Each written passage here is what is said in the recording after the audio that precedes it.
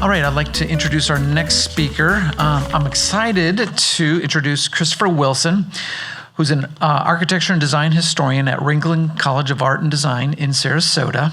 Dr. Wilson holds a Bachelor of Architecture from Temple University in Philadelphia, has an MA from the Architectural Association in London, the United Kingdom, and a PhD from Middle East Technical University in Ankara, Turkey. Before entering the world of academia, Dr. Wilson worked as an architect in Philadelphia, Berlin, and London, and is registered with the Royal Institute of British Architects. So please join me in welcoming Christopher Wilson for our next presentation.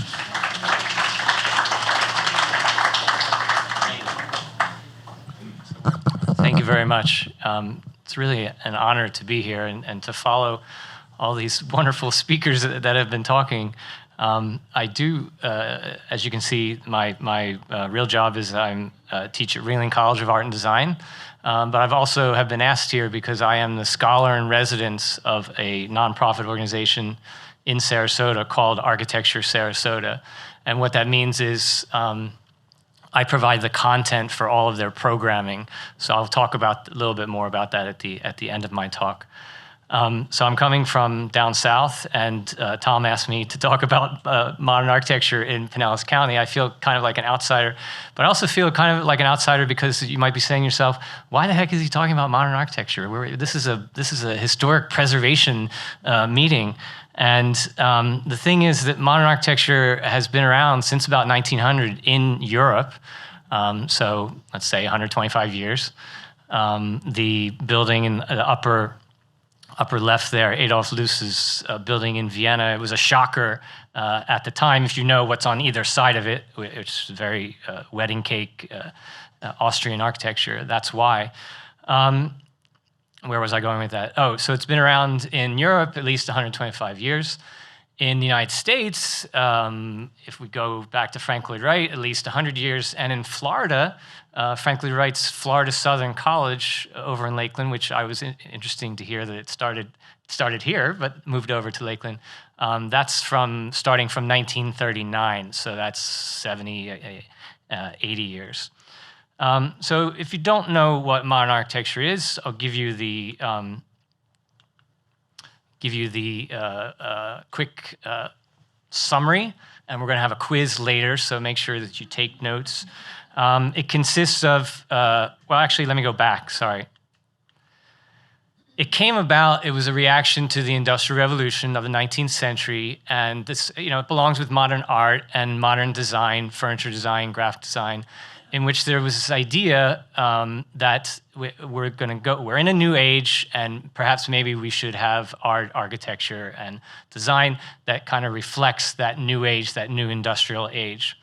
So some of the characteristics are exposed structural members, which means that not a lot of the structure is hidden behind another material, as opposed to, let's say, a wood frame house that has wood on top of it. Materials are kept in their natural state. They're left kind of plain and simple. Related to that, there's a lack of applied decoration or ornament. And one of the things I drill into my students' heads during the modern architecture course is it's a myth that modern architecture does not have decoration. It does have decoration, it just doesn't have applied decoration. The materials are the decoration. And there's generally large expanses of glass walls, even sometimes floor to ceiling. And flat roofs. Yes, flat roofs. That was one of the things that when modern architecture came about, it was hated by the general public. Of course, they're never exactly flat. They just kind of look flat. But compared with the House of the Seven Gables, they are flat. So there's this other word that floats around. You might have heard of it. It's called mid-century modern architecture. And it's the same thing. So modern architecture, the story of modern architecture is that it starts in Europe, particularly in the German-speaking countries in 1920s and 1930s. You may have heard of the Bauhaus. It was a famous modern architecture school. But it doesn't really, Frank Lloyd Wright is doing his thing in the early 1900s, but it doesn't really catch on here in North America until after World War II, the mid-century. So modern architecture that is happening in North America in the mid-century has received this, this moniker called mid-century modern architecture. Some examples here, the two at the bottom are from the famous, they're called the case study houses in Los Angeles in the 1940s and 1950s. Upper left is German architect who emigrated to Chicago, and he has his famous glass house there, Farnsworth House. And then down in Sarasota, we have from Paul Rudolph, the Umbrella House, which I'll be talking more about later. So we also have this thing called the Sarasota School of Architecture. And Sarasota School of Architecture is basically mid-century modern architecture, but it's been adapted to fit the Florida climate. Because if you have southern-facing floor-to-ceiling glass walls, like the Umbrella House, bottom left, you don't have to, but you're going to want to shade it and you're going to want to ventilate it in a certain way. And that's exactly what happened. But the thing is, Sarasota School of Architecture, it's just, a lot of the projects, I'm going to show you some of them, they happen in Sarasota, but it's all over the state of Florida. It's all over, I call it Florida modern. In fact, it's all over the world. We take another step back and we call it tropical modernism is what it is. It's modern architecture that's adapted to the tropical climate. And it's a climate where, as we all know here, because I think we're all Floridians, it's where we have these intense sun and rain. Not just sun, but rain, and we have to deal with it architecturally. So yeah, the Sarasota School, officially regional variation of modern architecture. It adapted the European architectural experiments of the 20s and 30s to the Florida climate. Some modern characteristics of the Sarasota School: exposed structural members.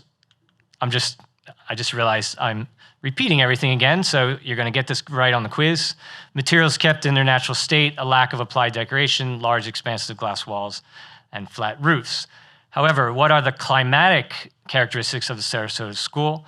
Close relationship between the inside and the outside. And in a lot of these buildings, as you know, in January, we can sit outside and we can have our breakfast, we can have our lunch here in Florida. And there isn't this door that's closed that separates, like you might have up in New Jersey. I was born in New Jersey, so I'm not making fun of New Jersey. It's more of a close relationship. And in fact, you can swing open the sliding glass doors, which supposedly were invented by the Sarasota School, but we haven't found any evidence of that yet. Large overhanging eaves providing shaded areas. So again, it's an outdoor space, but it might be under a large eave, which overhangs and provides shade. Single room depths allowing for natural ventilation, which is also a general modern characteristic. Not a lot of corridors in modern architecture. If you're a fan of HGTV, you know about the open concept, right? Open concept. Frank Lloyd Wright had been doing the open concept since the early 1900s, but that's another story. Single room depths, meaning that everything is related to everything else, not a lot of corridors between it. And that allows for very easily natural ventilation, not air conditioning. Large single-piece sliding glass doors. And another thing is jalousie windows. So jalousie windows are the glass louvers that you can crank like this. Usually has a screen behind it to keep out the bugs. Not invented in Florida, not invented in Sarasota. We think it's more Hawaii and Southern California, which have similar climates. But in the Sarasota School of Architecture and Florida modern architecture, we find entire walls of jalousie windows, right? Not just in California and Hawaii, it's just a regular window opening, which they put them in. But you'll see later on the Umbrella House, it's an entire wall. So very briefly, don't want to bore you too much, but to show you some of the greatest hits of the Sarasota School. Ralph Twitchell, who was born in 1890, and Paul Rudolph, who went on later to do wonderful things up in New York and around the world. They were commercial partners for a while. Excuse me. We have upper left, the Cocoon House. Upper right, the Walker Guest House, which now has been moved to Palm Springs. Bottom left, the Umbrella House. And bottom right, the Sarasota High School addition. There was also the father and son team of Ralph and William Zimmerman. They came down from Chicago. So you can see in the upper, I don't know if you can see in the upper left image there, where you're standing in the patio of a house and there's no wall, basically. They've slid away the wall, and then it goes through all the way to the living room into the other wall. The upper right is a school which has these outside corridors. Basically, I remember, I'll give you a little anecdote from in 4th grade. My best friend moved away to California, and he wrote me this letter that said, "That's really cool, they have outside corridors." I had no idea what he was talking about because I was up in New Jersey, right? And then I became an architect and an architectural historian, and I was like, oh, I see. So it's just a building that has, protection from sun and the rain. There's also Jack West, who his first job and his last job was the Nokomis Beach Pavilion there in 1954. So he was hired in right before he died in 2010 to renovate that building. He's also responsible for the Sarasota City Hall in 1966, which is a major turning point because it's not just houses that are being done in this modern style, but it starts to be government buildings. Victor Lundy, if you do the math there, he was born in 1923, he's still alive. He lives in Houston, Texas. He's 101, doesn't get around too much, but he's still pretty sharp. And he's a little bit more expressionistic here. He called the school upper left, he called it the butterfly wing.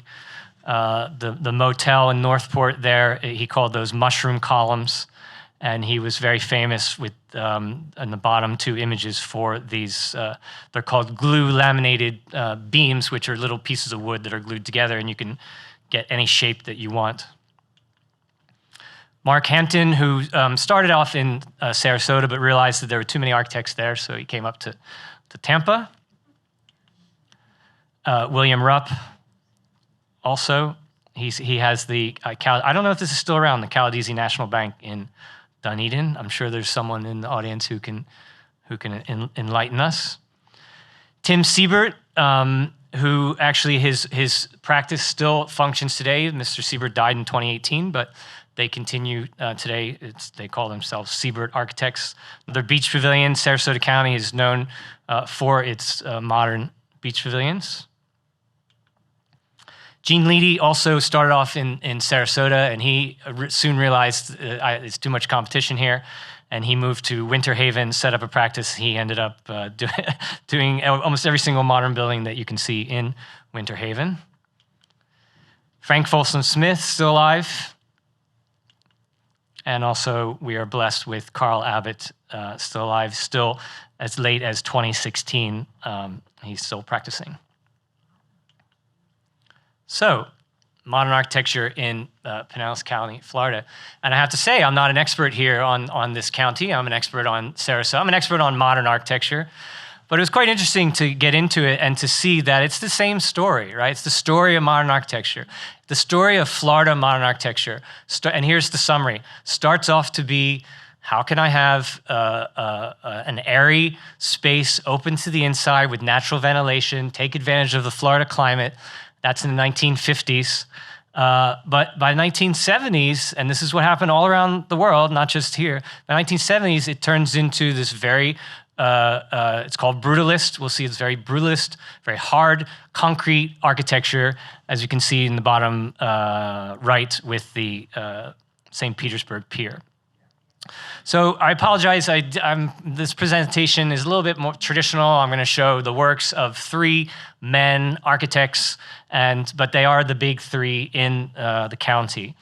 The first one is Glenn Quincy Johnson, born in Chicago. He died in St. Petersburg, and he came down in about 1952, and he, with an industrial designer, George Eli, he did a series. It's kind of like you're not allowed to do this today as an architect. He was kind of like a developer at the same time, and he and his partner developed these. They called them visionaire houses, but everyone now calls them today birdcage houses. If you Google birdcage houses, these will come up. And after he came down in 1952, they started in 1954. Here they're published in American Builder in I like to, as a historian, I like to dig into these vintage materials because it's being billed as one way to beat the dampness is to live above it. That's what it says right there. So it's about 13 houses total. I hesitate to say that I know about these. I've never seen them, but whenever they open on tour next, I'm definitely going to go see them. They're built on 69th Avenue South and Pinellas Point Drive. That's what and they're all different, but they're all the same. They kind of look like this with broad the broad roof eaves. All the houses were designed with living areas that face the southeast, and they have jalousie windows to welcome the prevailing breeze from Tampa Bay. So this is the rear of the house. And this looks quite well kept, but I think originally it would have had screening there, and that's how the houses got the nickname the birdcage houses. So there we are up in that space up there, and are we inside? Are we outside? Who cares, right? The wide overhang shielded the home from the sun and the rain, and the floor-to-ceiling screens allowed outdoor living free of insects. So as I was saying, over on the right of the image probably would have screening. We are outside, by the way, we're outside. And it probably would have been jalousie windows in those where it's now fixed panels. What's happened is over the years, people have realized that air conditioning doesn't work with jalousie windows. Of course not. That's the whole point. You're supposed to open them up. And then they've disappeared. All the homes were split level style with the main living area high enough above the ground that the air supposedly would be about 10 to 12 degrees cooler. And that's the statement from the vintage article about beating the dampness by being higher. There's a couple more views of that wonderful, I would love to have my breakfast there. And what happened was this architect had an incredible career. He ended up designing 13 schools in Pinellas County. These are some of them that I could find all from vintage newspaper articles: Gibbs High School, Azalea Middle School, the Riviera Junior High School, all in St. Petersburg here. And oh, no, that's a copy-paste error. That is not the Gibbs High School down the bottom right, and I can't tell you what it is. Maybe someone can identify it. Sorry about that. The joys of copy-paste. He also designed and built 3 churches in Pinellas County. I could only find 2 of them, so the upper 2 images are the same building. The Alice Crisp Memorial Church, also known as the Northeast Baptist Church in St. Petersburg, and then down below, the Holy Cross Catholic Church in St. Petersburg. I'm going to pause here because this is the story of modern architecture. In the 1950s, it's this very light, lots of glass, probably having some kind of natural ventilation, some kind of openings.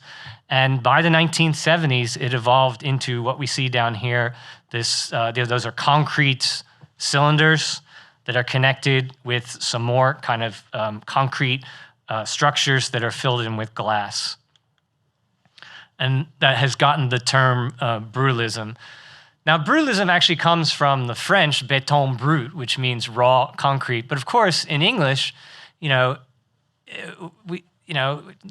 buildings are brutal, right? We think they're brutal, and I'm a fan of brutalism. I like modern architecture, but they can be pretty rough, and literally pretty rough. And I'll show you one building by Paul Rudolph that you can cut yourself if you rub up next to it.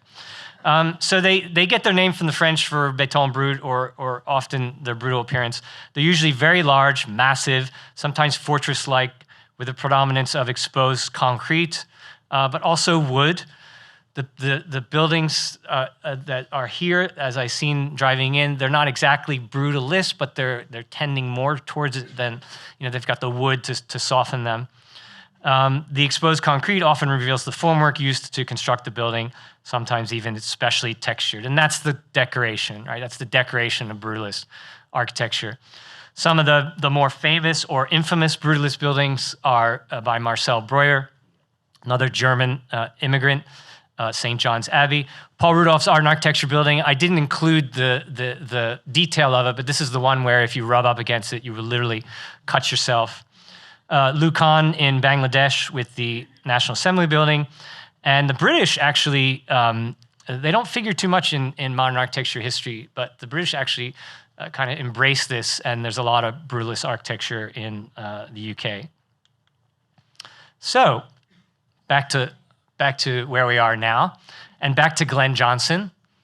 And he did a series of governmental buildings, which this is the same architect who's designing the birdcage houses, for the Florida climate. And here in late 60s, it's a concrete structure with these precast concrete panels, and it's an air-conditioned building, right? And that's what happened, right? I'm not apologizing for it. I'm giving the story. And as I was researching this, I realized it was just demolished last year. It's on Mirror Lake. But as far back as 1971, people didn't want it. So here it is, a new building. Who wants it? Although if you read the small print in the article, it's that they didn't think that it was needed. Otherwise, it says it's a smart-looking building. So in the 1970s, generally these things were well received. Another brutalist concrete building by Glenn Johnson that's still around is the Pinellas County Judicial Building in St. Petersburg. I think that's all I have. No, also Public Library in St. Pete Beach. Just restored, and they have a new color scheme, I hear. So, right, there's no color originally. It's just the gray concrete, and this is a way of kind of, bringing it into the 21st century. Now, this is not my next architect, but I found this one also, and I wanted to show it. Kenneth W. Dalzell, the City Hall in Clearwater, built in 1966, but apparently it's being demolished as we speak. And it's gone. Okay, see, there we go, gone. And the speaker, I forget his name, but the speaker who said that if you want to lose a building in Florida, all you need to do is leave it vacant for 2 years. Right on the money. It's exactly, apparently, the story of they just stopped using it, right? And they got rid of all the departments out of it. And there's a gentleman named George Smart who's in charge of a group called U.S. Modernist. And he puts it this way, which is completely true. The threat to architecture, I'm going to call it, he says modern architecture, but I'll say the threat to architecture is not development. It's all in the delivery. When something isn't occupied. Vacancy, yeah, sorry. The threat to architecture is not development, it's vacancy. And that's exactly because what happens is people, I don't need to tell, everyone here knows this story. People think, oh, we can't use it, we don't use it. Oh, the roof leaks, right? Well, guess why the roof doesn't leak? Because you haven't done anything about it. The next architect we're gonna look at is John Randall McDonald, posing heroically here. Pretty soon before he died, this is dated 2002, and he died in 2003. He was in the Tampa Bay area between 1953 and 1963. And his architecture, despite the building that's behind him, his architecture very related to Frank Lloyd Wright's organic modernism. He never studied with him, but obviously had the same kind of ideas, had this architecture which is quite horizontal and rooted to the ground. This is called the Jama Motel in Dunedin. It's still around, looks nothing like this. It's painted yellow and it's called something else like the Artisan Motel or something like that. But it was originally, this is what it looked like when it was built in 1959. Church of Christ here in Clearwater, the triangular form apparently was taken down in the late 1960s. Didn't really survive the winds of Florida. And then this apparently was demolished in 2002. Grace Lutheran Church in Clearwater, still around, not demolished. Has this, it's called a folded plate roof because it literally looks like you took a plate and you folded it. As you can see, related not only with Frank Lloyd Wright, but related to the Victor Lundy structures from Sarasota that I was talking about, very expressionist. Christ the King Lutheran Church in Largo, this is still around. In fact, the bottom right-hand picture is that building, but there's a series of other structures that have been built around it. And then lastly, Christ Presbyterian Church in Largo. Yeah, it's still around. It's so cool inside. Yeah, it's so cool inside. This is not around anymore, but it was a Lincoln Mercury dealership in Clearwater. And if you can see, it was an open showroom, right? Again, it's Florida. All you need is a roof to get out of the sun and to get out of the rain. You don't really need it to be air conditioned. The cars aren't going to be in the air conditioning. So it was described here in this newspaper article, the showplace of Clearwater, a landmark in the area, says H.H. Carlisle about his firm's recently constructed building in Clearwater, Florida. And then the last architect that I'm going to look at here is William Harvard Sr., actually a native Floridian. I didn't mention that the previous architect also moved down from the north. So he was born in Waldo, Florida, came to St. Pete in 1936, and he died in 2003. His firm, you might know Harvard Jolly, that's the firm today. He started off just himself. William Harvard here, the Williams Park Bandshell, 1950. Nice to see it's still around and still used and enjoyed. The federal savings loan, so 1953, the structure on the taller structure on the left there, and then it was added onto in 1974 with a smaller one. It's called something else today. It's called the limestone building or something like that. But here in 53, he's definitely promoting, as you can see in 1950, definitely promoting modern architecture in Florida. His own house, as one would expect, the Harvard residence in the Allendale Terrace neighborhood of St. Petersburg, has open concept, open space, very airy, lots of glass, floor-to-ceiling glass, and looking straight out there into nature. He has another one. I couldn't find very good images of this, but on Snell Isle in St. Petersburg, the Knowlton residence, if you see again that overarching upper left, the overarching roof is kind of floating, and there's another structure underneath. So it's shading the structure underneath from the Florida sun. The Hospitality House at Busch Gardens, which is still around. Does anyone know why it's called the Hospitality House? You probably know. Free beer. Free beer, boy. It's a tough crowd.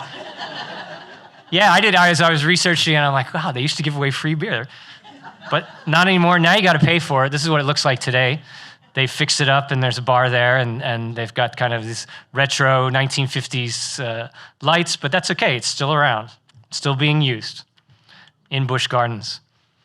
Pasadena Community Church in St. Petersburg, also a folded plate roof design. Actually, this was also. That's what it looks like from the drone view. And the main public library, which I think has been renamed Obama Library, the Obama branch or something like that, here in St. Petersburg from 1964. And of course, the St. Petersburg Pier, which I really liked. I don't know about anyone else. I mean, I'm partial, but it's a perfect testimony to 1973. That's what was done in 1973. But as you probably know, this was the third pier that was here before, and so St. Petersburg has no problem with knocking it down and putting it. And I like the new one. The new one's good. It's actually a steel structure. Here it is. It looks like it might be concrete. It was a steel structure. Here it is being built, and there it was. I moved to the area in 2011. My mother was living in St. Petersburg, so this is kind of what it looked like to me when I first saw it in 2011. So that's modern architecture in Pinellas County, and why did I do that? Oh, because I went the wrong way. And now I have a shameless plug here.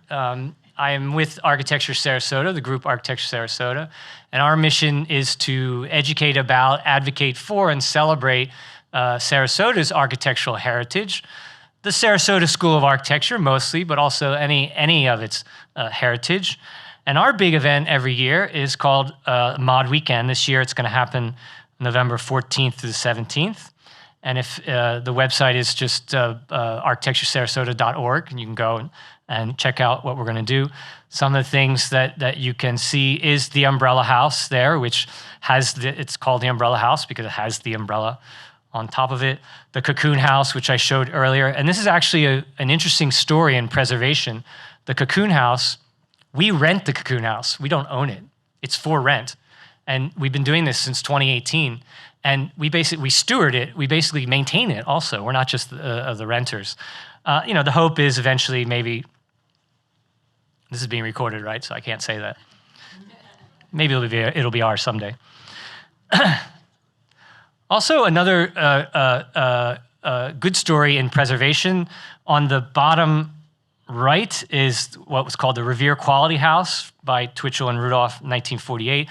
The Revere Copper and Brass Company, everyone knows about their pots and pans. They sponsored 8 houses around the country, which had an innovative use of copper. So if you go inside here, there's copper everywhere, and that's how they justified it. So that was built in 1948. And then 60 years later, a companion house, which is much larger, obviously, and it's lifted up because this is right on the Bayou Louise on Siesta Key, was built, but they saved the house, right? So the Revere Quality House is right in the middle of the lot, and any house like that today in Sarasota, it's worth millions, and it's just tear down. It's not listed, it's not saved, but the developers hired Guy Peterson, who created the Revere companion house, and also Paul Rudolph's Sarasota High School, which is a brewless concrete structure. It was the beginning of his brewless time.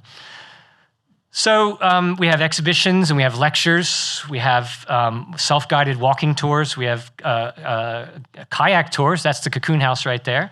So you can see these buildings from the water, which is really interesting because they look completely different, obviously, than from the street.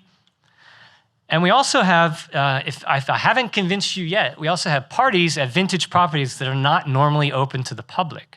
So for example, here, the Sanderling Beach Club, it's a series of cabanas that are on the water designed by Paul Rudolph, and it's a private community, right? You rent the cabana and they pass them down from generation to generation, apparently. It's not normally open to the public, but here is from, I think it's from 2018 when we were celebrating Paul Rudolph.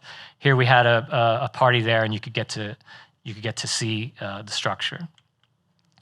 So put that on your calendar, Architecture Sarasota on weekend, November 14th through the 17th, 2024. Thank you very much. Thank you, Christopher. Appreciate it. Question and answer. Before then, I just want to say, you might not have expected to, especially some of us older folks in the audience, coming to a historic preservation summit and talk about more recent architecture. But as you can see in Christopher's presentation, it's already disappearing.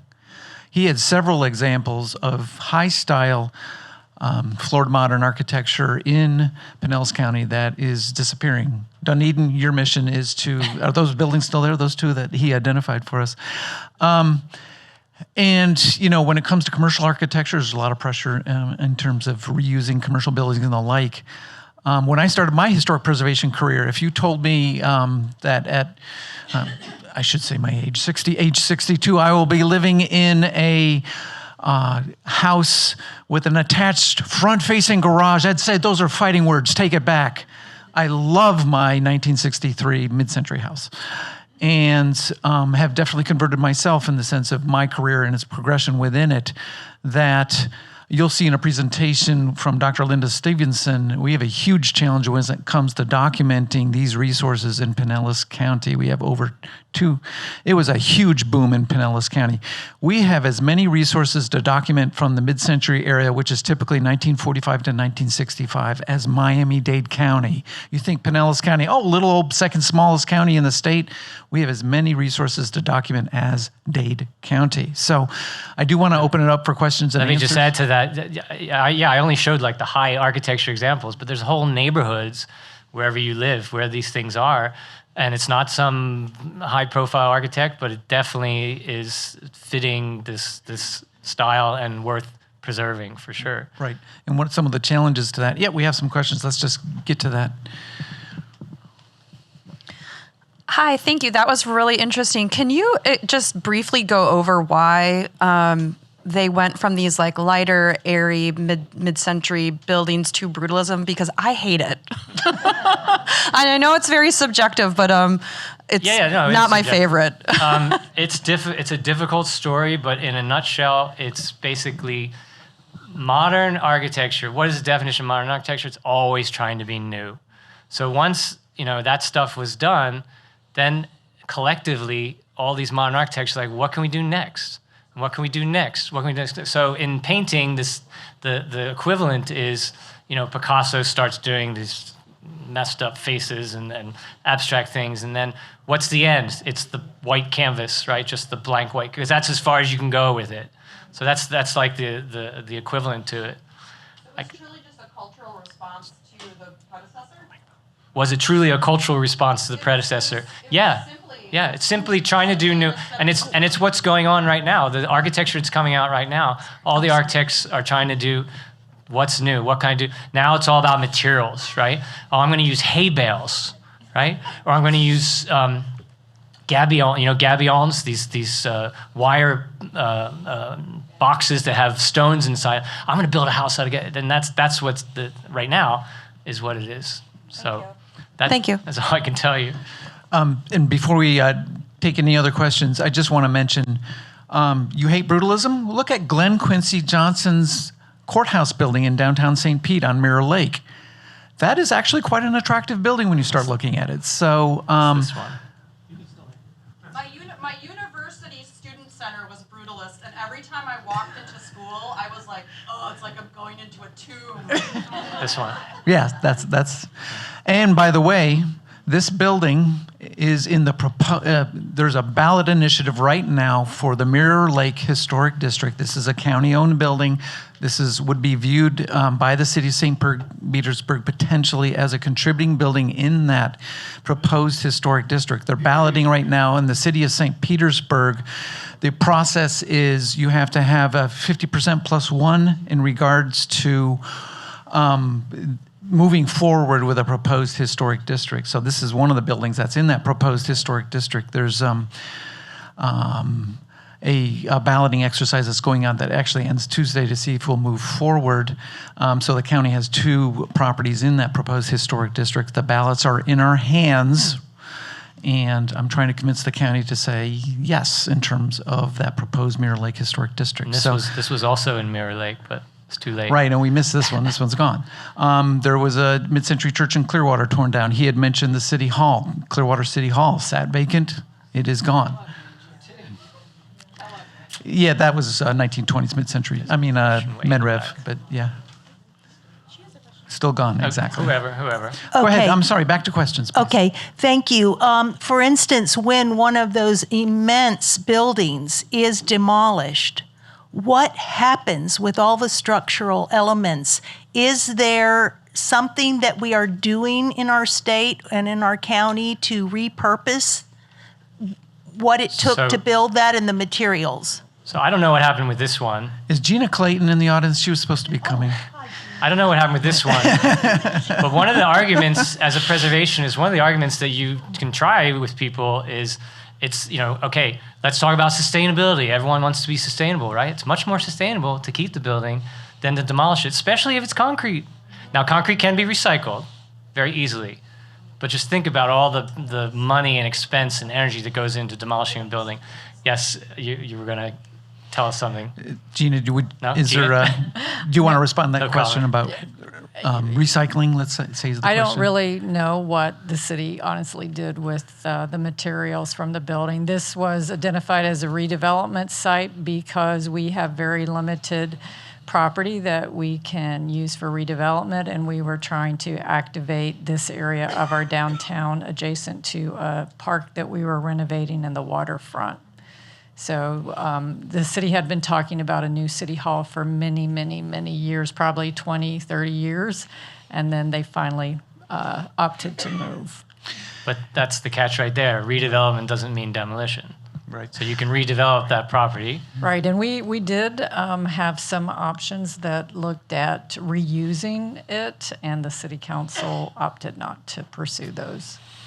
And I do want to add, one of the challenges in some of these buildings designed during the mid-century area, there's a lot of interior space. And if we're going to occupy a building in Florida, it's got to be air-conditioned. much to the chagrin of the visionary architect and the like. But sometimes to air condition some of these spaces, you're asking for a lot, and sometimes they're not really efficiently used. You got a lot of public open air spaces, and you don't have that office. You're trying to be efficient in terms of office square footage and the like, and in terms of those decisions to be made. I mean, I have to say for the county, Pinellas County is looking to relocate its downtown courthouse campus to a new location that's more central in the county. And there's 14 buildings in downtown Clearwater that the county currently owns and occupies. What are the fate of those buildings? And that's something that me as the preservation planner for the county has to face and work with the county BCC and county administrator in regards to the fate of those 14 buildings. Now, the historic courthouse, everybody agrees the historic courthouse stays and will be saved and continually owned and occupied by the county. So I think I have that commitment so far, but we'll see. And other questions here?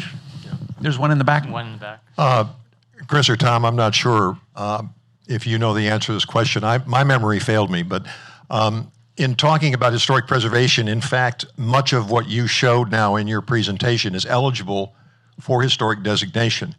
And I don't know what the number is in Florida. It used to be, I think, in New York State when they adopted the notion of saving historic buildings after we lost the Penn Station. It was 50 years of a building aged to 50 years. It became eligible for historic designation, and therefore it was protected. And if I'm not mistaken, maybe I'm wrong, is we have a similar thing in Florida. So these mid-century modern buildings, modern in quote, are no longer modern in 2024. So all of what you see there becomes eligible for designation. And then the question is, those of you who really support historic preservation, you need to find ways to support that effort. And it's a twofold thing. You have to understand that, for example, a building owned by Pinellas County, the county must designate or request the designation, and then it goes through the process. If it's privately owned, whether it's a corporation or a individual, that individual owner must request that designation. I just thought that would be helpful for people in the audience to understand. I can address the National Register of Historic Places. Typically, the expectation is the building is at least 50 years of age or older. There's an exception to that in the sense if you can demonstrate national importance and significance in proposing the nomination for a particular structure, building, that sort of thing. A great example is Kennedy Space Center. It wasn't 50 years of age when it was nominated for the National Register and was listed. So that's an example of something international significance when it comes to the Kennedy Space Center. But yeah, for the National Register of Historic Places, it's typically 50. We have 6 municipal certified local governments and the county certified local government with its own rules, procedures for designation. I know in the county, there's not a 50-year age criterion. Arguably for we're considering Heritage Village for local designation. We could designate Heritage Village this year potentially because we don't have that 50-year requirement. I don't know, St. Petersburg or Dunedin, if you have that 50 years typically is a criterion. I see yeses in that kind of nod, but yeah, that's definitely something. And when it comes, the state of Florida and their mid-century historical context statement pretty much deems 1945 to 1975 as kind of that mid-century period. But it's a general rule of thumb because the cocoon house here, bottom image, was built in 1950, but it was locally historically designated by the city of Sarasota in 1985. So it was only 35 years afterwards. So it really is a rule of thumb, but it's a good rule of thumb, 50 years. But then 50 years takes us to 1974, so we're almost there. That's everything you see here, including the pier.